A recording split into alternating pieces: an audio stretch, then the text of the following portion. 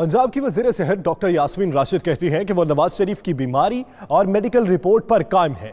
Independent Urdu को दिए गए इंटरव्यू में उनका कहना है कि कभी ये नहीं कहा कि नवाज शरीफ चल फिर नहीं सकते।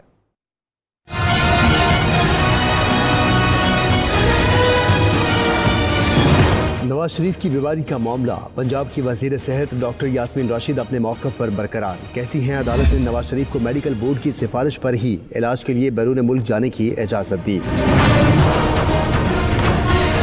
अपने इंटरव्यू में सूबाई वज़ीर सेहत का कहना था कि मेडिकल बोर्ड ने नवाज शरीफ का मुआयना करने के बाद रिपोर्ट्स की बुनियाद पर उन्हें इब्तदाई तिब्बी सहूलियात फराहम की और मेडिकल बोर्ड अपनी तजावीज़ पर कायम है। डॉक्टर यास्मीन राशिद का कहना था कि पाकिस्तान में जो सहूलियात इंसानी हमदर्दी के तहत नवाज शरीफ को फराहम की जा सकती थी वो की गई। उन्हें ये पेशकश भी की गई कि वो अगर बाहर से किसी डॉक्टर को बुलवाना चाहें तो बुलवा सकते हैं।